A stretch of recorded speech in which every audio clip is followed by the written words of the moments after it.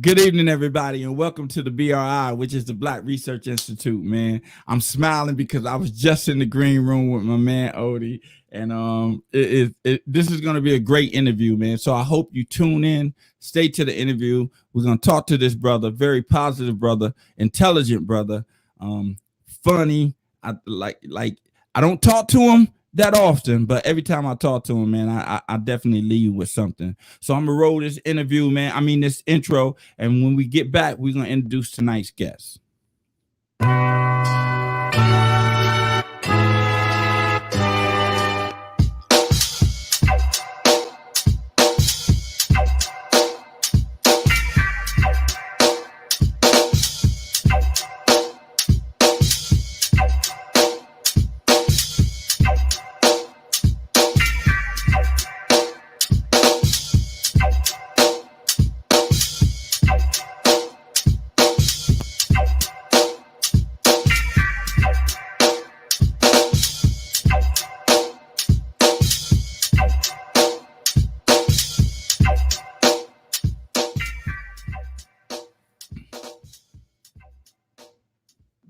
What's up, everybody? It's your girl Kika Jackson from Work Fitness, and you're watching the BRI Black Research Institute with Denoris Wilson. Deuces.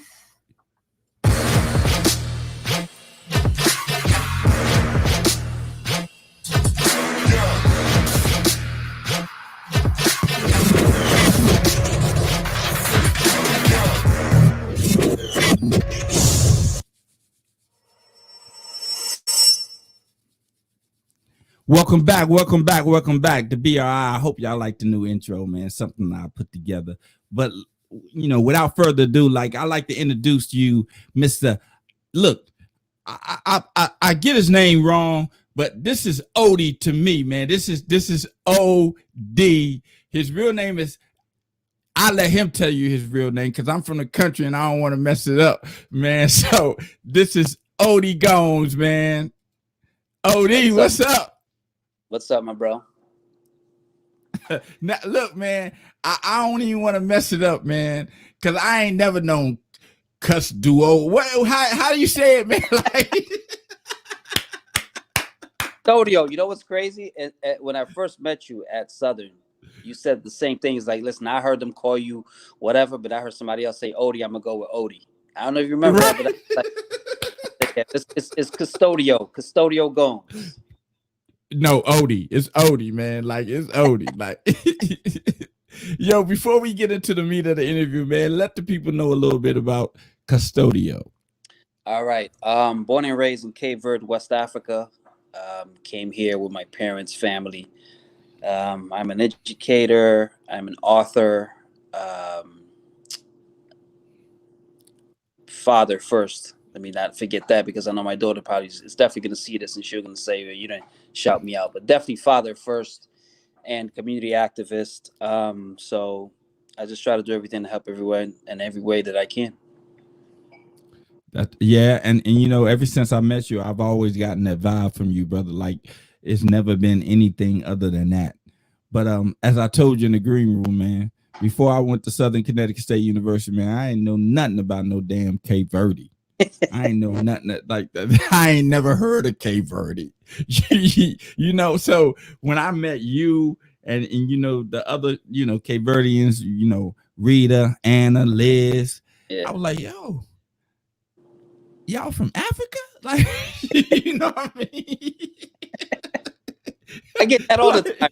I still get it to this day. You from Africa? Whoa.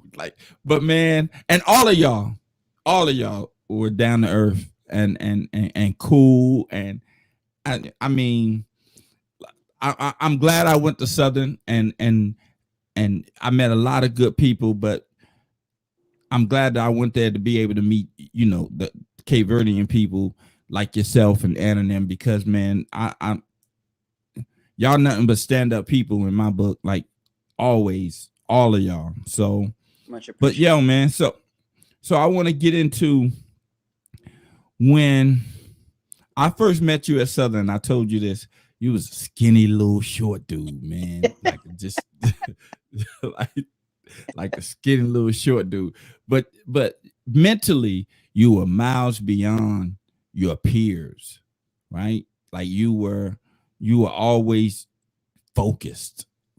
You know what I mean? Like you joke and have fun and all that, but you was always focused, man.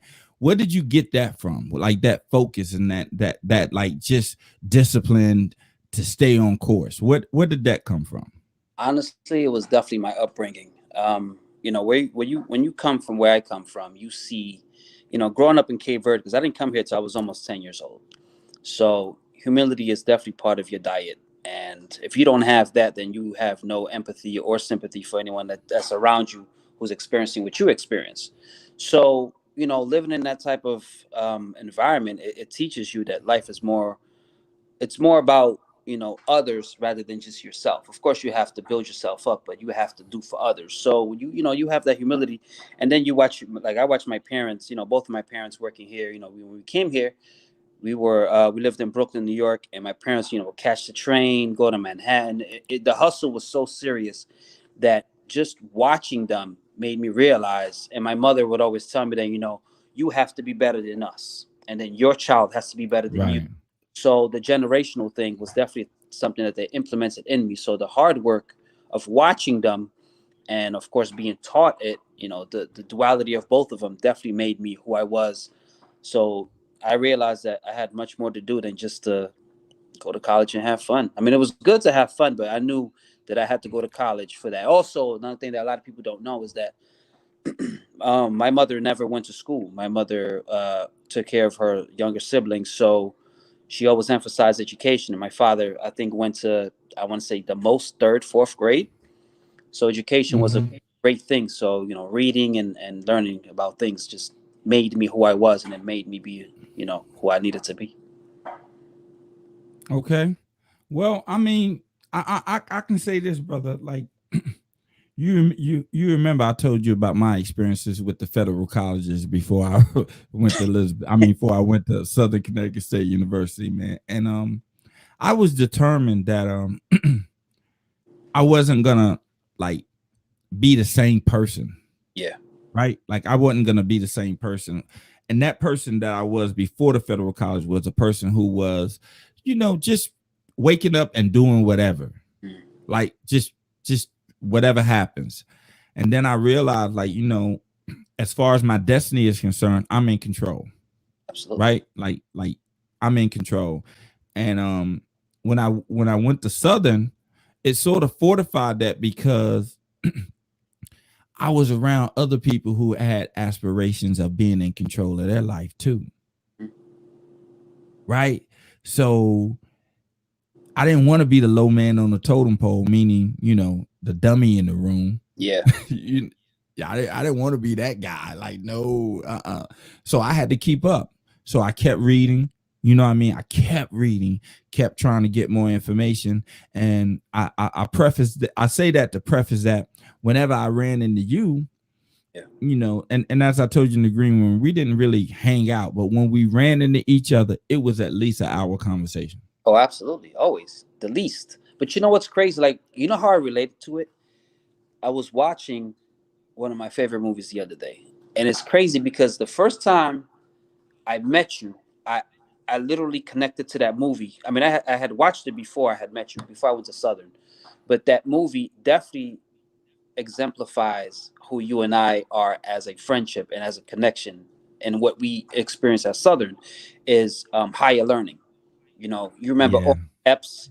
I Yeah. was the young freshman Mm-hmm. coming in as Omar Epps, and you were Ice Cube, who already had been around the block. You knew what the professors were about. You knew what Black history, was not being taught in whatever way. You knew how to navigate through there.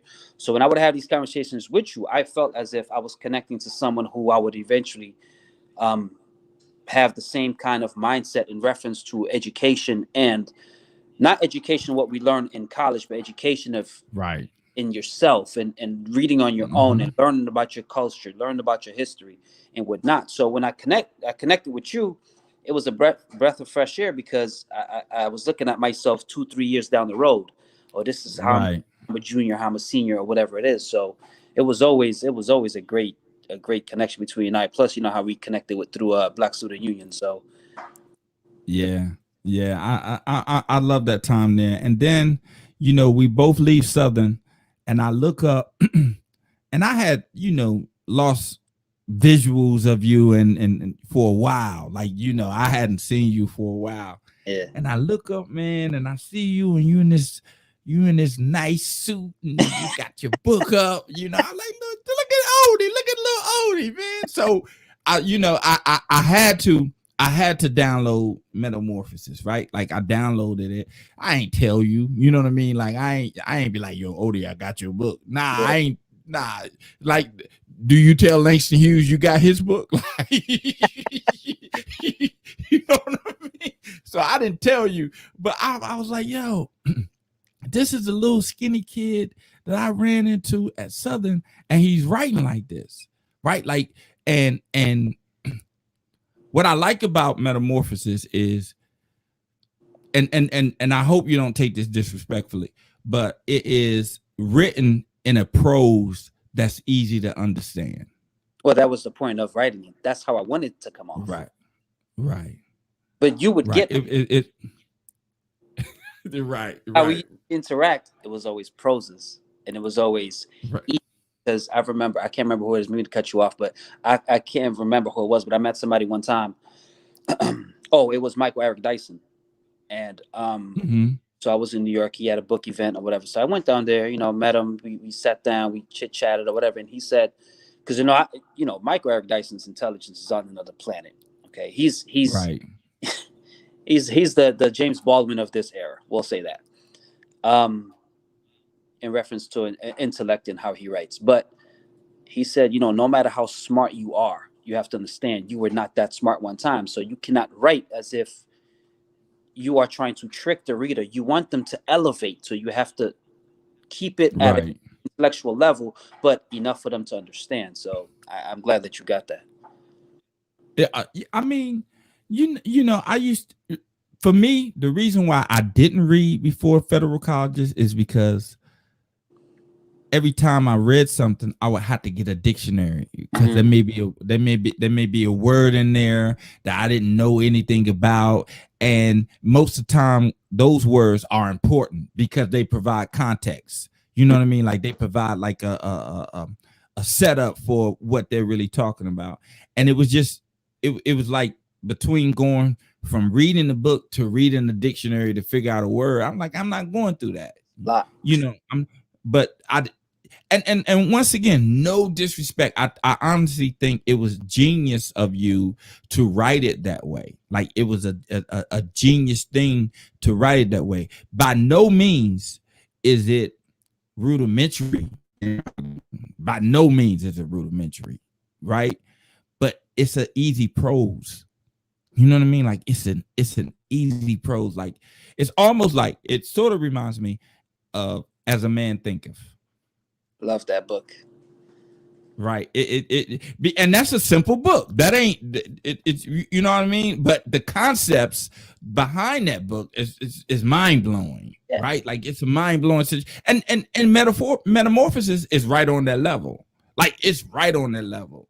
Wow. From what I when I read it, I was like, yo, wow, like it ain't like As a Man Thinketh is not mind blowing, right? Like, wow, it's not that. It's like I should be doing that. No, I should know this already. Right, Yeah. right. Like Like in you the know head. what I mean?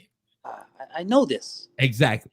Exactly. And that's what I get from reading Metamorphosis. I know you have a couple, at least one other book that I haven't read yet, but I read Metamorphosis. And let me tell you something. I'm proud of you, bro. Like I am very proud. First, I'm proud of you on two fronts. I'm proud of you for the writing because it's excellent writing. Because it's more like a um self-reflection type of Yeah. prose, right? Yeah. But I'm also proud of you for having the courage to put it out, Mm. right? Like that takes a lot of courage to put your thoughts, your feelings, your experiences on paper and in a book form for the world, not just to read, but to critique. Mm. And that's what people are afraid of, the critique part. The critique part. And I applaud you for doing that, man. So that I set you up. That was a brilliant setup. So I set you up for this, right? So metamorphosis. Yeah. Tell me the inspiration and tell me why the name. I think I know by reading the book, but I want to hear from the author. Well, so the first book was Life, Love, and War. So the concept of it is actually most of the first book was written at Southern. So that's all the stuff that I have, Okay. and I ended up putting it together in the first book. The second book, it was me interviewing other people. Okay, that's why I call it the human experience, because there's so many different topics in there that it had nothing to do with me. Actually, my stories in there were getting custody of my daughter, but the main focus of the book was everybody else and what they went through and how they persevered and how they're doing great things and inspiring others. Metamorphosis came around when it came around, the idea of, okay, what's my next book going to be? I realized that I had grown. So I had surpassed that stage of, okay, I did my angry guy thing from college from the first book. Okay, the second one, I did everybody's stories and do it. Now it's for me to come out of my shell and show everybody who I am and what my ideals are and what I believe life should be about and how you tackle certain situations. What I talk about in the book with different, with different chapters. So the title came from, I feel like I finally became a butterfly. You know what I mean? It literally became that kind of, metamorpho, like type, kind of like I was sitting inside that cocoon for so long that was like, now was exactly what you said. I'm ready. I'm ready for the criticism. I'm ready for everybody having their comments or their questions or whatever it is. So now it's time to expand, so people can just see who I really am through the book. That's why when the people ask me which one's my favorite book, I would say that one. But I say that every new book that I write, it's usually my favorite book. Well, as it should. You know what I mean? Like, I think like when you are creative, Yeah, which you are, when you are creative, you always trying to outdo your last creation. exactly. Exactly. Like and if you don't feel like you outdid your last creation, Yeah. then ain't no use of putting that out. No. And then that Right? means you're just being complacent and you sticking. I remember one time I read somewhere. I can't remember what I read it, and it said if you continue to Google yourself, you will never elevate because you're stuck in who they have you on there because of your past, Right. accomplishments. So I don't do things like that because I figured my next one has to be my best one. My best one has to be the next one. I just have to keep going and you have to become better. Like anything else that you do, your next thing that you do has to be better. But you also have to keep that hunger of it's your first project. Doesn't matter if it's my 10th book or my first book. To me, they're all my first projects. So I give 1,000%. And not even just every page or, every chapter, it's every word means something. So Right. not just the paragraph or the whole page, but the word. So the word adds to the sentence adds to the paragraph. So everything has to make place. And I don't know if it's me being the type of writer that I want to be a perfectionist in a way, but I just want to make sure that when the reader reads, because I don't like to read and get lost. So I make sure whatever I write, I have to keep you. I have to hold you. I have to hold your mind because a lot of people don't like to read. So if you hold their minds, you can always get better with every word, every line, every book. So I continually try to strive for better and aspire to write better in every new book that I write.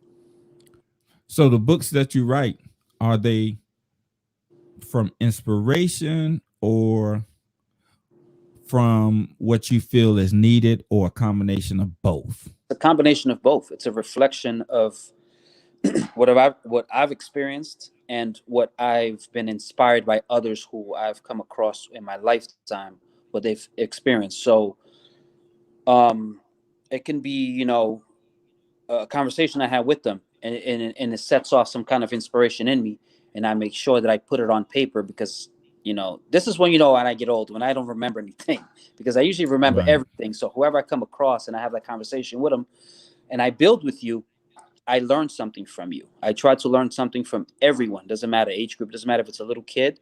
If it doesn't matter if it's an old 100-year-old person. So I try to put out what the world needs, which is a humanity thing. You know what I mean? Well, you know what? In Metamorphosis, that is the underlining theme, right? You ended a chapter by saying, "Listen to understand," Oh, absolutely. And not right? respond. And not respond, right? Listen to understand and not respond. And the thing about it is that a lot of us hear, Yeah. we hear, like right now, even you hear my voice, but you also hear other things, the sound of the air conditioner in your room, you know what I mean, the wind or somebody outside, you hear that, Yeah. but you're not listening for that. The things that you listen for are the things that you bring into your mind and try to um analyze, Yeah. right? Like, but the problem is those things that we're not analyzing that are still coming into our mind, like Yeah. just haphazardly, just they just come into my and prime example of that. I went to the Navy. Before I went to the Navy, I did not curse. I Yeah. didn't curse Yeah. words. That's wasn't me. But I was around it so much, right? And hearing it so much that up one day I found myself a real sailor. You know what I mean? Like Cursing. right, like I'm like, what's going on? Like, because I was around it so much, and even though I heard it and wasn't paying attention to it, it was still going into my mental computer, right? It was still going into Yeah. my mental computer.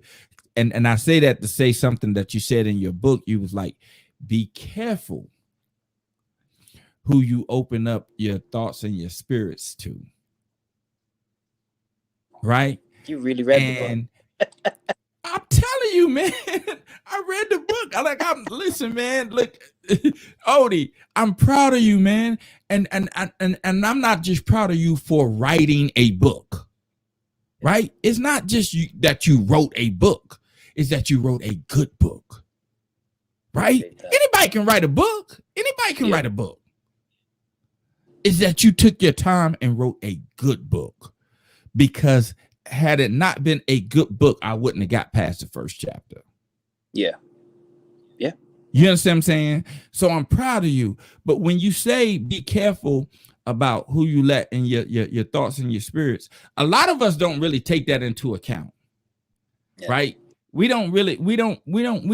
feel like, okay, if I encounter some bad spirits, then I can ward it off. Like Yeah. somehow I can get rid of it like that. Mhm. But in my experience, warding something off takes a whole lot more energy than it would be if you blocked it in the first place, Absolutely. right? And that's why I don't listen to today's rap. I won't listen to it. You know what I mean? Like the beats are phenomenal. I wish I can get instrumentals, but I'm not listening. You know what I mean? I'm not listening to, because I got Sirius XM in the car.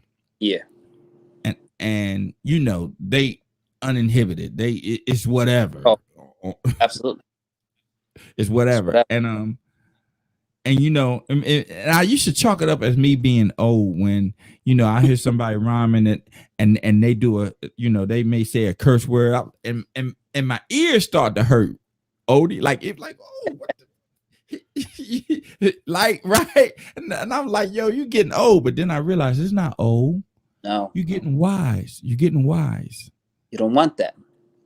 Yeah, you understanding that if it goes in, it got to come out. It's got to come out, or it will sit there, Mm-hmm. and it becomes Mm-hmm. part of your consciousness. And that's why I Right. wrote what I wrote, and exactly what you said, in that chapter, because what you put in, eventually you become. So you have to be Right. type of music you listen to or whatever. I mean, don't get me wrong, everybody loves entertainment, but you have to understand that you cannot allow it to penetrate your psyche, because if it does, it becomes part of your mental state. So let's say if I'm trying to focus on writing a book like Metamorphosis, I can't listen to the type of hip hop that's on right now. I might throw Right. on Public Enemy or KRS-One or Rakim, anyone that's has a conscious mindset, a Black Thought, or you know what I mean, somebody who's actually going to feed the mind. Because if you, whatever you bring in and you allow yourself to be attached to, physically, mentally, spiritually, whatever you want to call it, that you will eventually become part of that. That's just like we say, who you hang with is who you are, and that's the same thing with Mm-hmm. listen to, and the people you deal with, how they interact, how they move in life. That's why they say don't Right. move with someone. I can't get advice from someone um, that's not doing anything, telling me how I should do this to be successful, whatever it is. You can't add to me. So I Right. that everyone you come across in And, life is an addition to you. So you have to be careful what you listen to. and also I can't add to you Yeah, either, right? Because we talked about in the green room. Marcus Garvey. Marcus Garvey is like the man for me, right? And I frequently quote him, but he said something that was impactful to me. And he said, and when I read it, it was like, wow. He said, look, he said, do not attempt to try to bring people up to your level, because if you do, they will bring you down to theirs. absolutely. Because falling is easy. It only takes momentum. Climbing takes effort. What? Man, just just listening to that, and you sit there and let's say you don't even have to read or hear anything for the rest of the day. You just dwell on that comment, on that. Man, man. Oh, when I read that, I was like, yeah, I've been hanging out with people, and that the momentum is bringing me down. Yeah, Like it's bringing me, because like I want friends that's gonna check me when I'm wrong. absolutely. That's a real friend. I want somebody that's gonna check me when I'm wrong. And but I only wanted that after reading that particular sentence, Mm, because then I understood what that actually meant, right? Like I understood what having friends that hold you accountable, like how important that is. And when I look at your book and I read, and I read what you wrote, and I'm like, like the chapter where you had accept your life, right?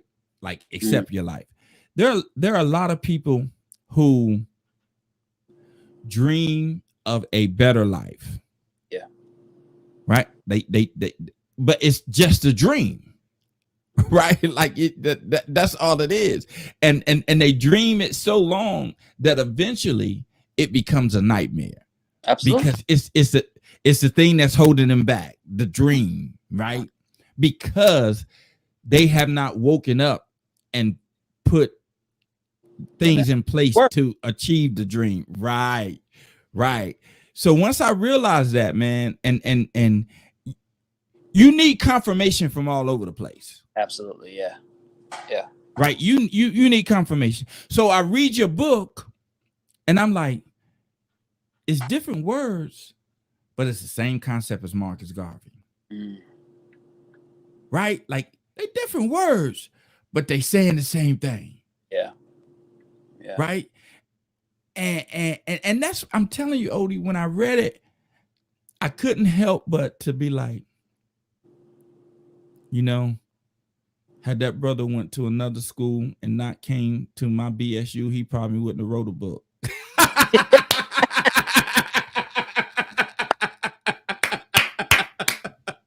I would have partied all the time. I would have never had the conscious mindset. Nah, that wasn't you. You came in college with a mission, bro. Yeah, You came in a mission. You definitely did. And I noticed that from the get. And but I don't want to give too much of the book away. yeah, Right? Because I actually want people to actually download it, because I think it is good reading. It's good for your soul. It gives you something to ponder versus react, right? So I'm not going to give too much of it, but I got to get into religion versus spirituality. I got to get into that because Oh, you want to that's get in? like that's like a hot topic right now because everybody swear they spiritual. Oh, I'm not religious, but I'm spiritual, right? Yeah. Me personally, I see value in both of them, Yeah. right? I see value in both of them.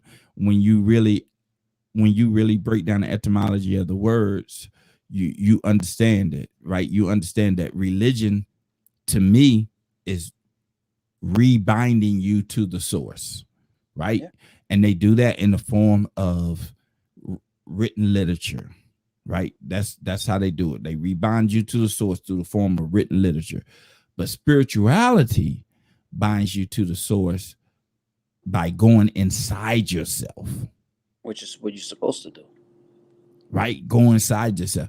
But because we dwell as human beings on two planes, actually three planes, because we dwell on the physical plane, we dwell on the mental plane, and we dwell on the spirit plane, Mhm. right? We are all of those. We have to somehow make those work in unison with one another. Right, like they can't be opposite of one another. You can't say I love God and go out here and kill 100 people. You- Or I'm doing it in the name of God. exactly, because you spoke of that. Like in the name of religion, there's been wars all over and throughout decades in the name of God, and that everyone claims that their particular brand of religion is the one true religion. Yeah, see, I read your book. I read your book, man. Like I I'm about read to say, it. it sounds like you read that somewhere it sounds familiar to me. Yeah. Come on, I read your book. So speak on that, Odie. Like when you say like religion versus spirituality, what do you like? What do you see the difference in the two is? Well, I think to piggyback on what you said, spirituality is an absolute must. You cannot Mm-hmm.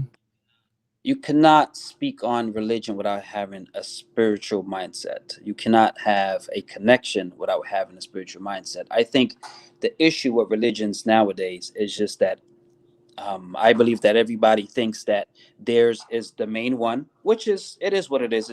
It's your belief. I am not one to ever say you're wrong.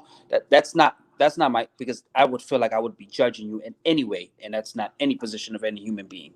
Okay, if I feel like my religion is the religion, then I would try to educate you and try to give you what I believe and what I think and what it is. I think that's what it should be. But sadly, um, religions throughout history, throughout mankind, has been a form of separation.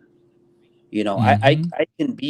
I can go to a synagogue and sit there and talk to all of their members. I can go to a church and talk to all their members. I can go to speak to a pastor, an imam, or whoever it is the leader of the um, religious um, place that I'm in, and try to learn from them. I think the problem is that we believe that we're right, so that means we already going in there with a mindset of I know I'm right. So, but I'm just want to hear you just for, I don't know if it's a political thing or whatever the underlining reasoning is. It stems you and keeps you in your own belief without opening your mind to understanding what other people are. Mm-hmm. And I believe if you're religious, you should be able to go to anywhere in any religion and connect with them and build with them. Um, Spirituality, on the other hand, if you truly believe that you're a spiritual person, you know and you feel that you have a connection to the higher power. So therefore, everyone, age, sex, gender, whatever it is, you know that you are all from the same creator. We just have differences in where we grew up, culturally, whatever it is, socioeconomic, whatever the situation is. But you understand that your goal is to help that person reach that source, whoever it is. or whatever it is. You Mm-hmm. know. So in that chapter, I really go through different religions and different understandings or sayings of spirituality, and how it's sad how people have separated from one another. Like you said earlier, it's been used, with wars or whatnot. But it's sad to see that people will kill in the name of religion, whatever it is. Let's take it back to even slavery time. We're using Right. some type of scripture because we're here to cleanse you because you're a heathen. You know, who are you to say? So it's like people like to say, it's a deep conversation that would take forever. But in the book, in that chapter, um, I jump in and I really try to give a different perspective of what I think it is. And am I right? I mean, some Right. people are going to believe I am, some people are going to believe I'm not, and which is fine with me. But that's the whole point of dialogue. It can be literary or it can be verbal. But the whole point of it is to Mm-hmm. create dialogue, to able to become to an understanding and a connection, because the way the world is, there is zero dialogue. That's what we have, the issues we have. Right. You know what's funny for me is that when you think about religion, right? We spend so much time as human beings pointing out the differences in Yeah, what the religions are. Like we point out, like Christians, they have Jesus, Islam have Muhammad, then Buddhism got Buddha, Zoroaster got Confucius. Like everybody got their own person, right? yeah, But you concentrating on the person, yes, but not concentrating on the unity of the message, yes. because all of them say the same thing, And we're all basically. get to the same place. That's the funny thing, because they all Right, have the same. right. Right. So they saying the same thing, right? So they saying the universe. One thing that you can find in all of them, and I'm saying it in English, but it may be um quoted a different way in another language. But love thy neighbor as I love thyself. Absolutely. That is in every religious scripture, and I've read a few, right? That's in everyone, right? But people seem to for skip over that, right? Like they skip over that aspect and then point to the figurehead of that religion and use that to differentiate themselves from one another, But right? yeah. Go ahead, Odie. I think a lot of people use that, as a form of, like, subjugation of another religion. Because if you say yes, like you said earlier, we supposed to love our neighbor like we love ourselves. Okay, then you should never see any difference in anyone who is a human being. You shouldn't see. There are differences because, like I said, cultural, socioeconomics, whatever the situation is, and whatnot. But Man-made differences, man-made. made differences because at the end of the day, man cannot change blood. So our blood is all the Exactly. same. So regardless of what you worship, who you worship, or whatnot, you have to have a love for everyone, and you have to have a willingness to understand and learn from them. And it goes back to the other point that you said earlier. You have to learn to listen to understand, not I tell you something and then you say something to me and I'm just listening to really like, okay, go ahead, do your thing, so I Go can ahead. Right, respond. right. Many people are listening to respond rather to understand, because if you understand other people, if you try to understand other people, should I say, you will learn to appreciate them, and then you can actually learn from them rather than trying to belittle them in any kind of form, either intellectually or verbally in any way. If you put anyone down and then you claim some type of spirituality or religion, that makes you a hypocrite. So you cannot. It's a very slippery slope, and I think the differences between the religious and But institute. it ain't. But it It, ain't a it, slippery. It ain't. No, it, no, it, Odie.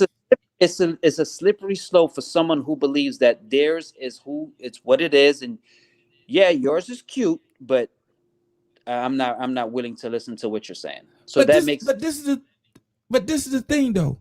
That one word that you said, believe, right? Yeah. Believe. Now, if people really, when people say, I believe in God, or I believe there's a creator, right? You're not saying you know. You basically saying maybe it is, Yeah. because that's what belief is. Belief ain't the truth. No, Belief is just it's just you believe what you have been taught or what you've read on your own or whatever, however you came across it, and you believe in something that you hope that is there because you didn't see it, but you have a belief in what you can't see. exactly, and to me, in that lies the problem. You should not believe in something that you don't understand. Stevie Wonder said it best: when you believe in things you don't understand, then you discover superstition ain't the way. Because when you believe in something that you don't understand, that's superstitious. True, but to flip it on that one, people connected in reference to like faith. If you have faith in your own mindset, is what you learn and what you believe and what you think it's there. So some people have faith and others don't. So it all See, depends on now your that's understanding. what that's what I want to talk to you about. Yeah, Right? I definitely want to talk to you about that. Is when you say have faith, what is faith? exactly what we said. Believing in something that you have not seen. So faith is an extension of belief. Some sort. Some sort. Me, I think faith is your belief in action. For example, if I walk down the street, me and you, we're walking down the street, and these guys jump me, right? Yep. When they come out and they jump me, Yep. at that moment, I would believe that you would help me. I believe it. I don't know it to be true or not, but that's what I'm going. That's what I'm going to believe. I'm gonna believe that, right? I'm a hope. But if Yeah. you do, but if you do help me, Yeah. the next time I'm walking down the street and someone is about to jump me, I got faith that you're gonna help me Yeah. because I seen it before.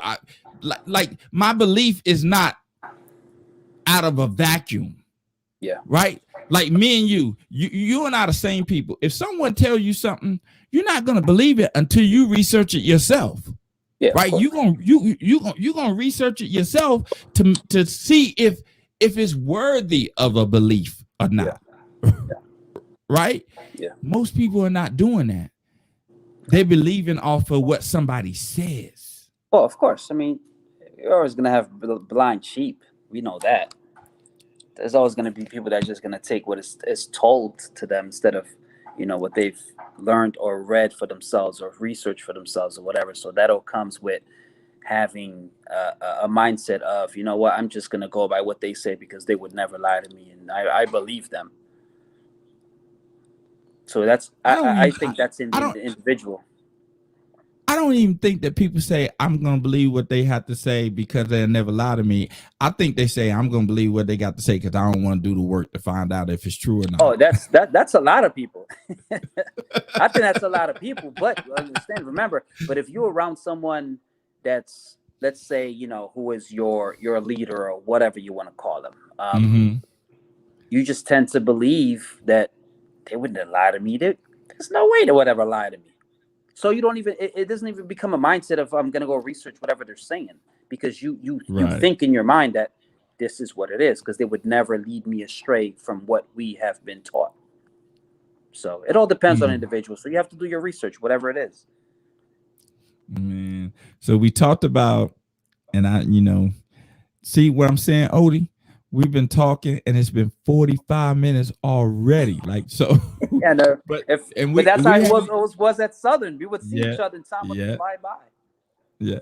But we haven't even got into your activism, brother, because I remember one conversation we was having. I remember when voting, the election was coming around, and you was telling people about the electoral colleges and letting people know what the Supreme Yeah. Court had done, in that ruling where if a politician, if the president won a state, they got all the electoral college votes, whereas Yeah. before they passed that legislation, let's say a Yeah. president won a state, but he only got 60% of the state, then he will only get 60% of the electoral colleges. So when I seen you do Yeah. that, I was like, yo, when I saw you do that, I was like, okay. I always knew that you were grounded in community like activism and just at Southern, I knew that um you had that in you, right? But after you left college, what made you dig your feet in to that aspect of adulthood, like the activism part? What made you? Like I said, I already knew you had that character, but what made you Yeah. initiate it? Let me say it that way. Because you go back, you know what I mean? Like, I've always had this mindset that, how no matter how far you go forward, you have to always reach back.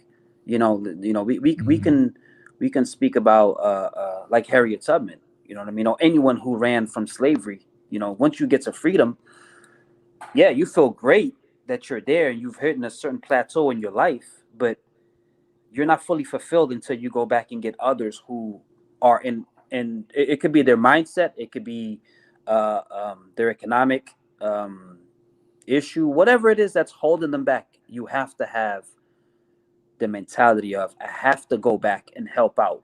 Do you understand? Because I don't believe in, that's why I have a real issue with celebrities who do who will do something, once a year or twice a year or whatever, just for some kind of just to take a Clout. picture, anything. So someone can say, "Oh, you kind of giving back or whatever." I believe that is a necessary, that is a necessary tool that you have to carry with you, no matter how far you go in life. You have a responsibility to go back and help. Like I have about, I want to say 6 months ago, the the the female who's running for prime minister of Cape Verde, she was up here, so we had a dinner for her or whatever, and so she and I sat down when we had a long conversation, and I said to her, I said, I have a plan that I've always had. I just didn't have no connections down there to how, to implement it. So she was like, well, we'll tell me what it is. So my thing is, I know a lot of Cape Verdean educators up here.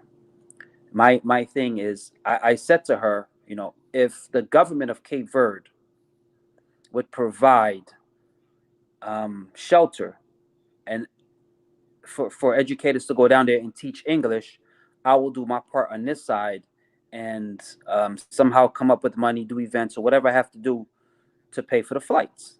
They will go down there for 2 weeks and they will teach the kids down there English, Mm-hmm. because I think, and most of them are first generation, Americans. So they have, they weren't born in Cape Verde. They don't know the struggle. They don't know what it was. So my whole mindset was, I know what it was. I remember being in school in Cape Verde. I remember there was no food. I remember there was no lunch.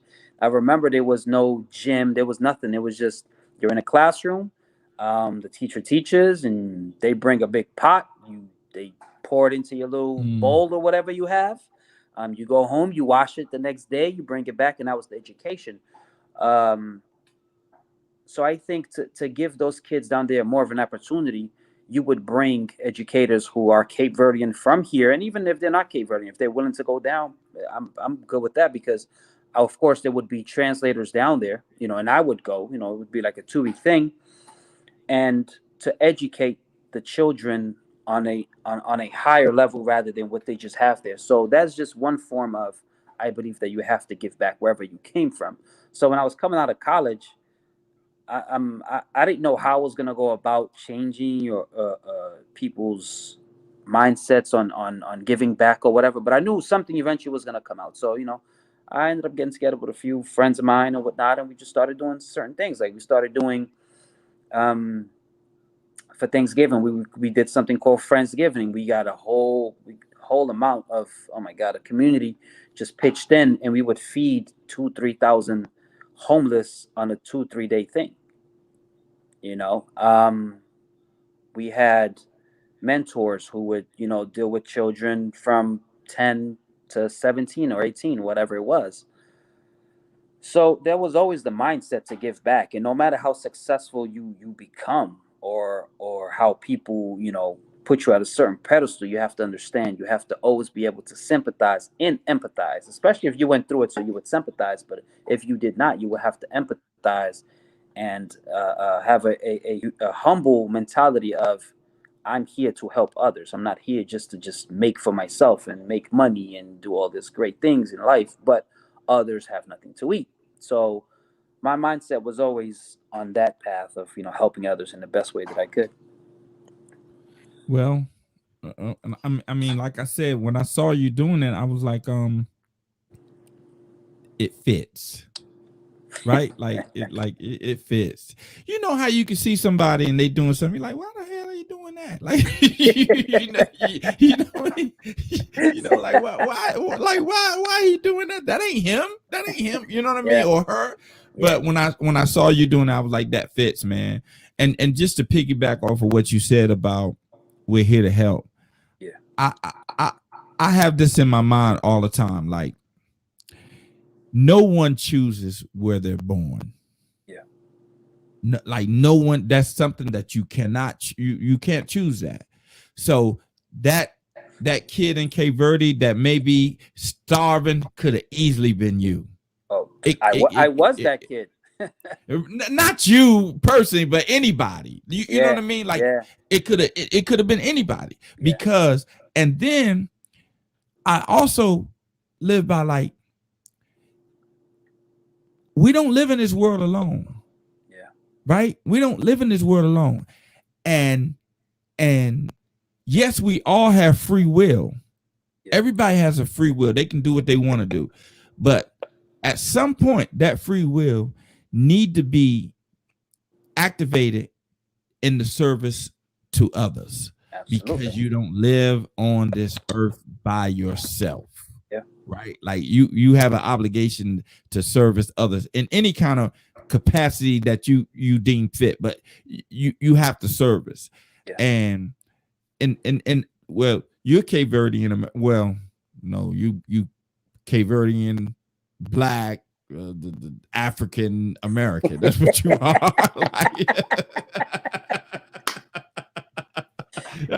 That's what you are, right? So you got the African king and prince thing going on, and then you got you got the black militant Huey P. Newton thing going on. Like, you got a whole little thing going on, right?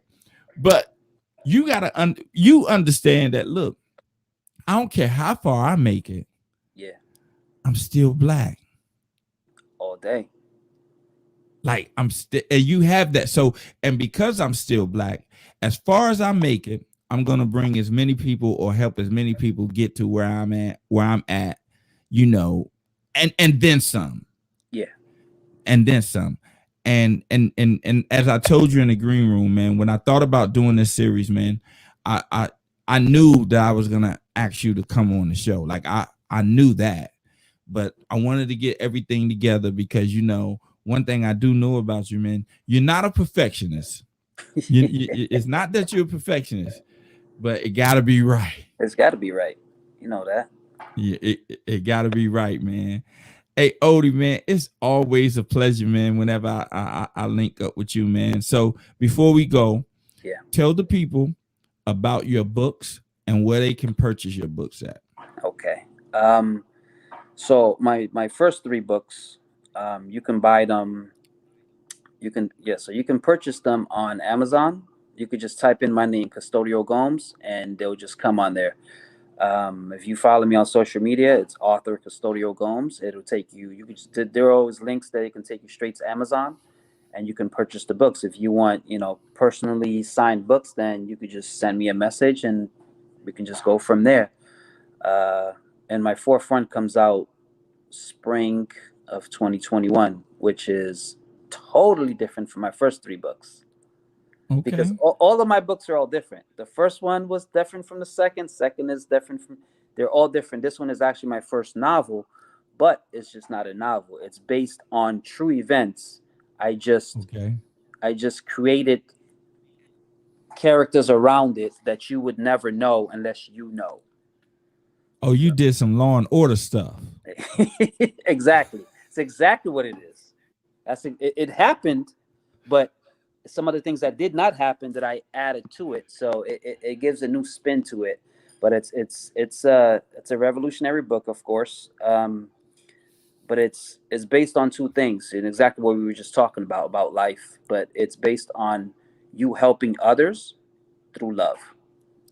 Okay. But you can't do that without yourself. So it's Right. various characters in it. Like I said, it's my first novel, but it's very different, and I'm excited from it. And I'm gonna say, like I said before, this is gonna be my favorite book, Right. Right. and it'll Well, I be a can tell you this, man.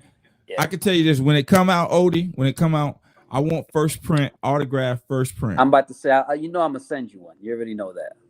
Autograph first print, man. I want that. And look, I'm not even. I'm gonna get the autograph first print, and I'm gonna put it in a frame. I ain't gonna never read that one, but I'm gonna download one. I'm gonna buy one myself because I'm gonna tell you something. You're gonna be famous, and that book gonna be worth a whole lot more money than what you gonna sell it for.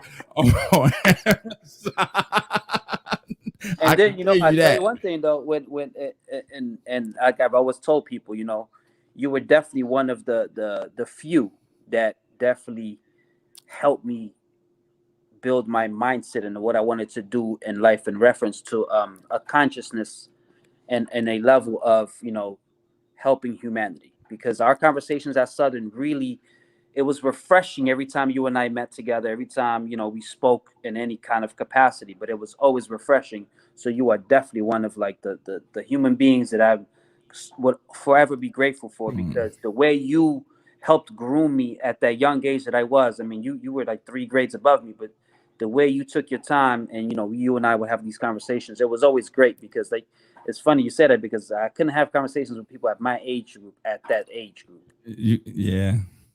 Yeah, look what your Cape Verdean sister says. When I My told her girl you Anna's on. hey Anna, look, when I said that you're gonna be great, she said, "From your mouth to God's ears, Denores." You know how Hey we go Anna, back, man. We go back a that few was decades. that was another one of my executive board members right there. And remember, she was on the executive board. Sadia, Lisa, Yeah. Nicole. Hey man, so it's customary that before I let my guests go, I ask them 2 questions. Yes, sir. And hopefully you haven't been, well, it's sort of double-edged sword. Hopefully you have been watching the show, but maybe you skipped this part of the show. But the first the first question is, what are you doing to push the culture forward? What am I doing to push the culture forward? Putting out content that we are in dire need in this generation. Um, Not just books, but conversations, and somehow helping young ones understand that our culture has to always be maintained to the highest level. Okay, that's what's up.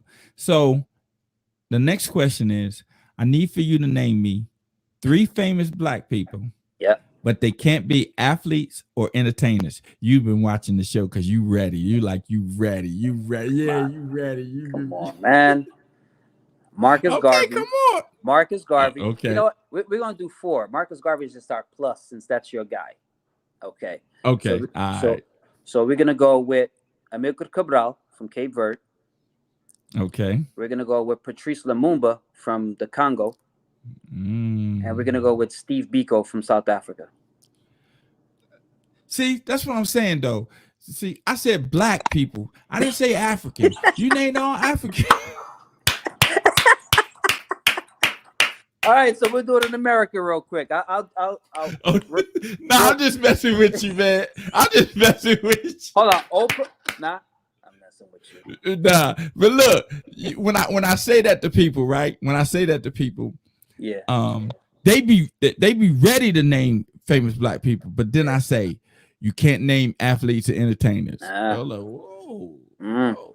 And I do that And I do that to let us know we need to know more about ourselves. Like Hold on. you Michael Eric Dyson, Paul Robeson, James Baldwin. no, you giving people answers. You can't give people answers. I'm giving them stuff for them to go look up.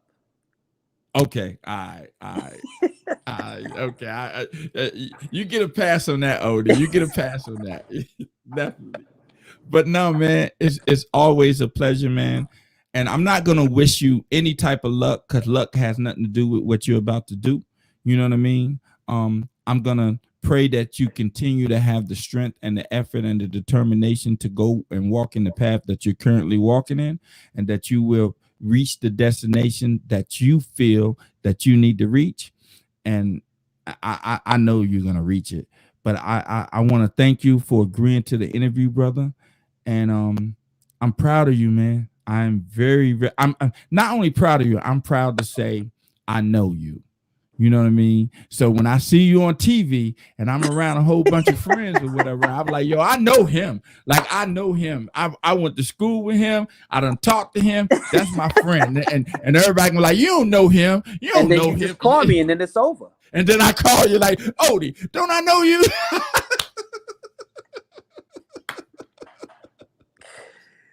But man, I'm proud of you. It literally is my honor. I love you, my brother. You know, we go back decades, Same here, man. brother. So you already know what it is. So I appreciate you, and of course, you know, it's same prayers to you because you've always, you know, elevated the culture and elevated the race. So I appreciate you for always doing everything and also doing this podcast. Thank you, bro. All right, man. I'm gonna do this outro, but hold back because I want to talk to you. But let me do this outro and then I come back to you. All right. All right, bro. All right. Yeah, that's my man Odie. So let's do this outro and I'll come back and you know we'll close it out. Hey, what's up, everybody? I'm Darren Adams, aka Donnie Chulo. You are watching the Black Research Institute with Denoris Wilson. Stay tuned. We'll be right back.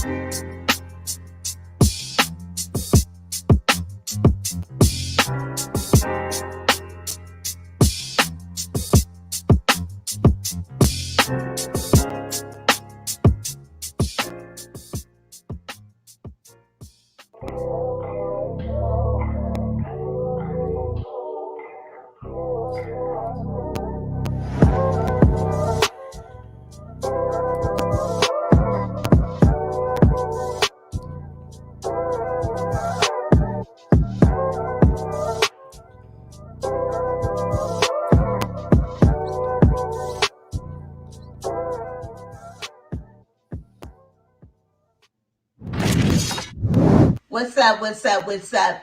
It's your girl Paulette from Suitland, Maryland, and you're watching BRI Black Research Institute with my boy Denoris Wilson. Stay tuned.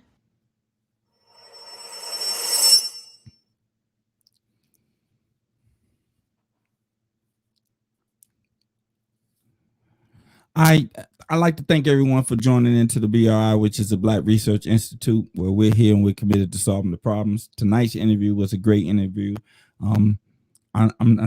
He's a young old friend, and I enjoy every conversation that I had with the brother. It would be a pleasure for you.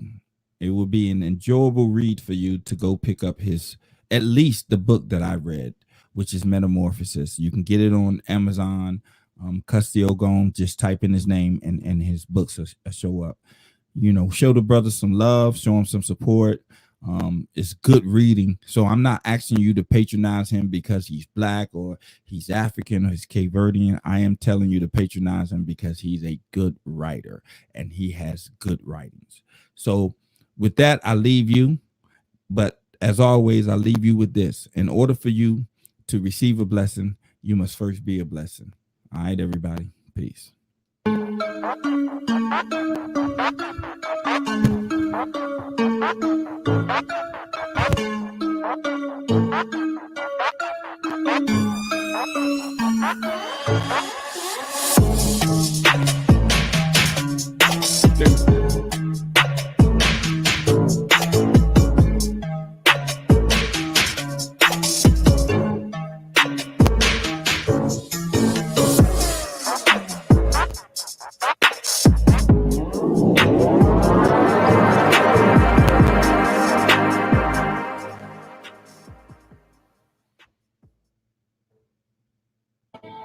What's up, everybody? My name is Denoris Wilson, and I'm the founder, creator, and CEO of the BRI, which is the Black Research Institute, where we're here and we're committed to solving the problems. It's not going to be a long video, something sweet, short, straight to the point. If you are an influencer, personality, content provider, content creator, you have your own show, you're thinking about doing a show, then I'm extending an open invitation for you to come to the BRI and let us broadcast your informational content to a different audience than the audience that you're presently capturing. If you're a small business owner, an entrepreneur, inventor, financial specialist, real estate specialist, health specialist, trainer, fitness trainer, life coach, I'm also extending the invitation to you to come out and let the BRI interview you so more people will know about your product and services. Let's combine the forces of our prospective followers into one network and make history. So we can be reached at dcgrfx@gmail.com, or you can hit us up on our prospective social medias, Facebook and Instagram, username DCGRFX007. I look forward to hearing from each and every one of you. But until then, happy holidays, everyone. Stay blessed. And remember, in order for you to receive a blessing, you must first be a blessing. All right.